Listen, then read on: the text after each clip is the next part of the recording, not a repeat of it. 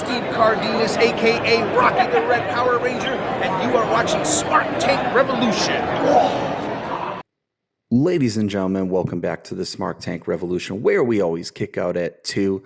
I am once again your solo host, Joey Business, baby. And yes, always do appropriate videos that seem to be timepieces for whatever I'm viewing and sparks to mind some kind of inspiration. So I just finished AEW Dynamite, and we are on the way to Wembley next week, next Sunday at, noon is the 0 hour for ROH for the buy-in part of the pay-per-view, usually the free, lead-in show. And then we have the meat and potatoes, the main show, the main event, the big course, which is obviously All In. And that takes place at 1 p.m. Eastern Standard Time here on the East Coast, because the lovely folks in London are way ahead of us. So it's one of those rare opportunities where the pay-per-view won't take up your entire evening. So even though it's Tony Khan and it starts at 1, I'm still expecting it to be over by 7. So, because that man has no appreciation for anyone's free time or scheduling. But that's okay, because one thing AEW does very, very well, from my estimation, I really have no complaints, is their pay-per-view offerings are always unbelievable, and you never feel like you wasted your time. So I don't expect this to be any different, with as much gravitas and prestige and, eyes on it to see if it succeeds. So yeah, with that being said, as you could tell from my opening intro, probably the part I'm going to focus on for this short video is going to be the match that, to me right now, has to close the show unless they top it. Right now, it is definitely the main event in my eyes. And that would be the AEW World Title match between the Best Buds, the Golden Boys, Adam Cole, and MJF. Now, it's no secret, if you've listened to this channel or some of my other videos on here, please do, that I am a humongous fan of this storyline pairing with Adam Cole and MJF. Never could I have ever foreseen it going so well and being so entertaining, not to mention so unpredictable, because every single time I think I have my thumb on the pulse of it, Tony Khan and the booking seem to go left, which, if you're a smark, that's a good thing. Yes, you love what you watch and you're an Uber fan and you have passion for it, but you also want that casual fan experience sometimes, once in a while, where you don't know where it's going and it entertains you genuinely, not just because you know the product and the wrestling and the storylines and the business so well. You want to be surprised. You want the rug pulled out from under you in a good way. I mean, you don't want shitty booking that surprises you. No one likes that. So yeah, so far this has just been absolute, pardon the pun, dynamite. They've just hit it on all cylinders. Every promo, every backstage skit, every, vignette, it's just magic. And, like the bloodline over in WWE, I'm not ready for it to end, albeit this has been much shorter, a couple months, but I'm not ready to say goodbye. And I really thought when they lost to FTR on Collision, that was going to be the end. It was going to be either a double turn or, MJF pulls out the trick, he's the devil and reverts, but they didn't. They really kept it going, and they did it so well. And they've just got little nuances each and every single week that bring you back, that like breadcrumbs that add more to the story. And right now the story is MJF and Adam Cole, prior to their match at All In, the same day for the ROH portion of Wembley, which is 0 hour, are going to be challenging Aussie Open for the ROH tag team titles. And I think that has absolute tremendous potential written all over it. Number one, Aussie Open's going to get a humongous thunderous pop because of where they're going to be, and it's going to be big for them. And number two, I think Adam Cole and MJF work really, really well as a tag team, and they're genuinely entertaining in the ring with other tag teams. Neither one of them are tag team specialists, so they don't have the chemistry that, like, say, FTR or Acclaimed or, other teams may have, but they just gel so well with what they're given.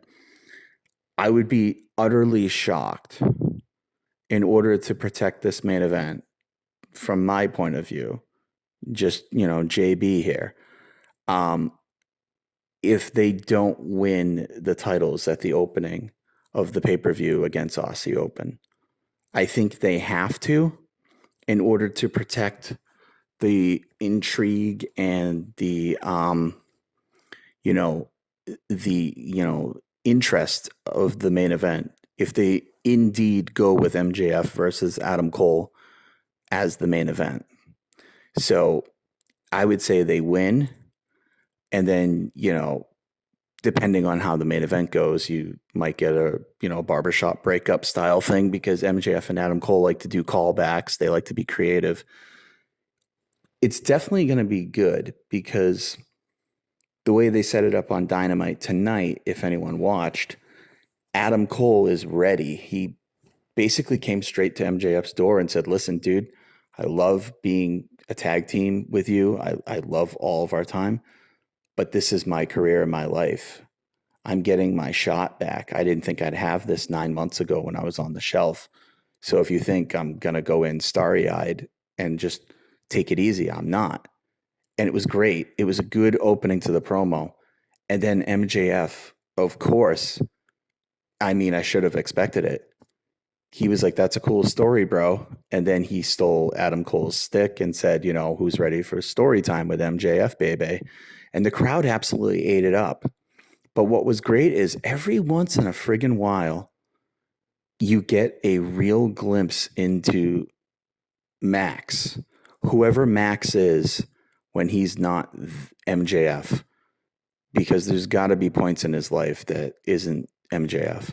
And you get glimpses, and he tells you little nuggets, and he's never afraid to admit where he came from, wrestling wise. And he says, when he started with Creative Pro the first day, there was 2 names on a list that we were given by trainers who our dream opponents would be if we could have them tomorrow. And he said, the first for me was Cody Rhodes.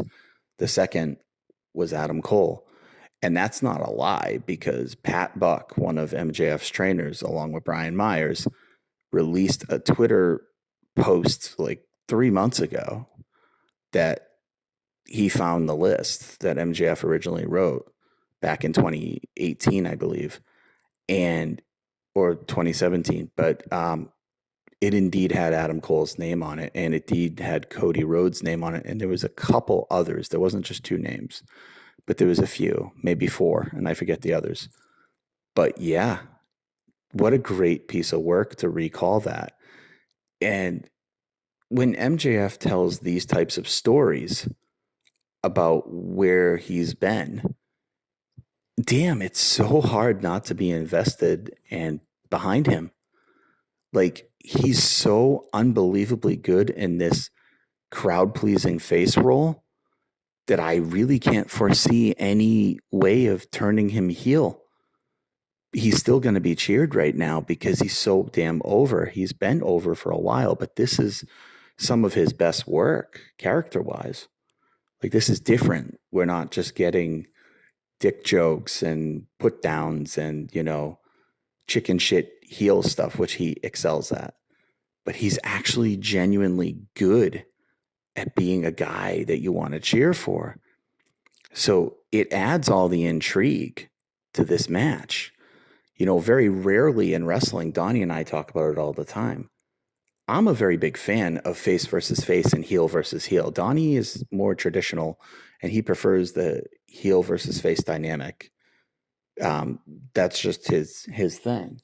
I think when it's done right, you can definitely have a heel versus heel or a face versus face, and it draw money very, very well. Because at the end of the day, there's always going to be a favorite in any match. You know, sometimes it's 50-50. It's very rare that it's a true 50-50, but every now and then you'll get that. But usually, more than any, there's always a favorite. It doesn't have to be by a mile, but there's always a portion of the audience that will back a favorite. And this one, it's definitely not 50-50. Right now, I guarantee if you polled the audience, it would be a 3-1 MJF. And I'm not just saying that. I truly feel it. Yeah, Adam Cole is one of the best and a very big fan favorite. But I think the crowd is enjoying, I think the audience, I think fans are just enjoying this side of MJF. It adds more complexity to him. And I know we're going to get a banger of a match. We got a banger of a match on Dynamite a while back. And I don't expect it to be anything different except a much more extended, all out version of it. But I do not think, as much as I love Adam Cole too, and Donnie and I have met him, shout out, we met him a year ago. Very nice guy, very genuine too. Hard not to like him. I just don't see them derailing MJF right now, even at Wembley, because I do see his steam going all the way in through 2024. I think Tony Khan's smart enough to, one, my personal opinion, he's going to wrap MJF contract-wise up before 2024. It's just going to be very hush-hush. And two, he's definitely going to let that play out on screen. The intrigue of, will MJF leave? Is he staying? Like he's going to milk that for all it's worth, and rightfully so, because that's going to make some serious money. You know what I mean? I expect a banger, but you need to have it go in on all fronts in order for it to succeed at the level it should for a show like this. And I think the only way is you can't have them come up short in the pre-show. You can't, because then it kind of gives you some telegraphing of what might happen during the main event. If they win the titles, it becomes a lot harder to guess what's going to go on. And like I said, right now, I watched Dynamite tonight.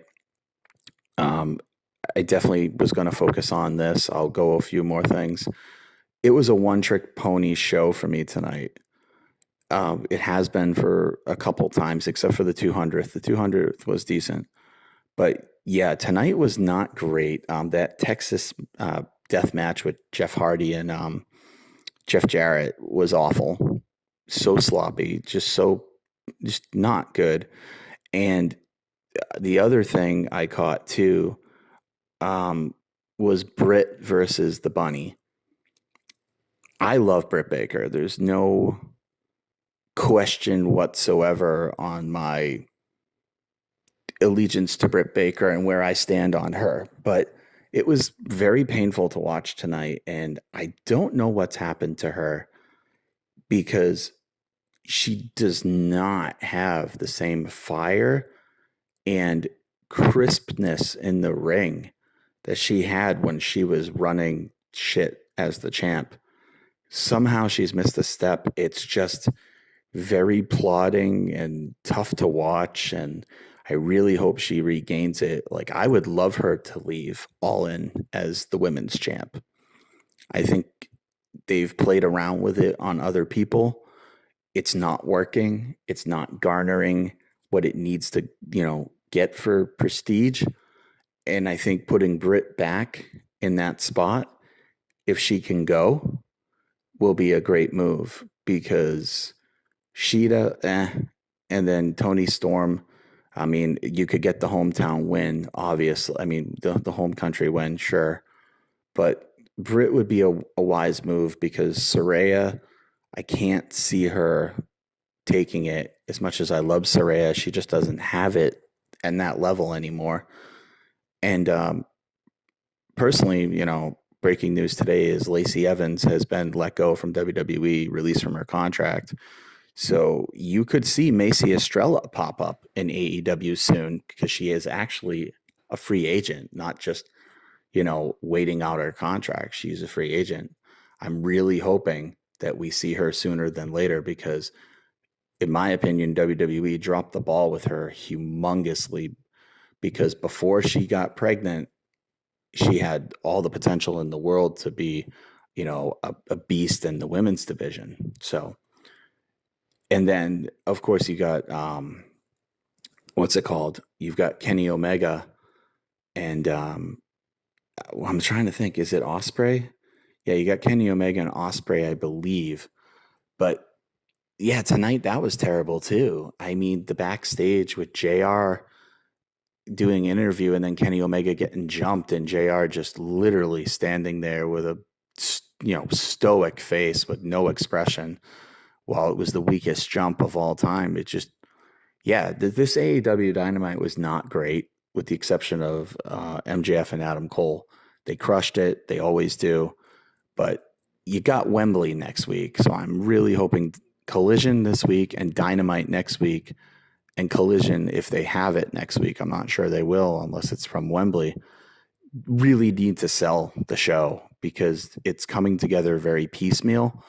And yeah, Donnie, if you're listening, I know you will because you have to edit it. So why wouldn't you? You got your wish. FTR versus the Bucks are doing the rubber match. I didn't catch why or how. It's out of nowhere to me. But hey, you might have to go back and revise your video. But yeah, I just wanted to hop on the mic, give a couple quick thoughts. I mean, that's really all I have. Tonight was a one-trick pony. I do have confidence in Tony Khan and company for the pay-per-view. They always seem to really pull it out when they need to, and should be interesting. So let me know your thoughts down below, and it will be greatly appreciated.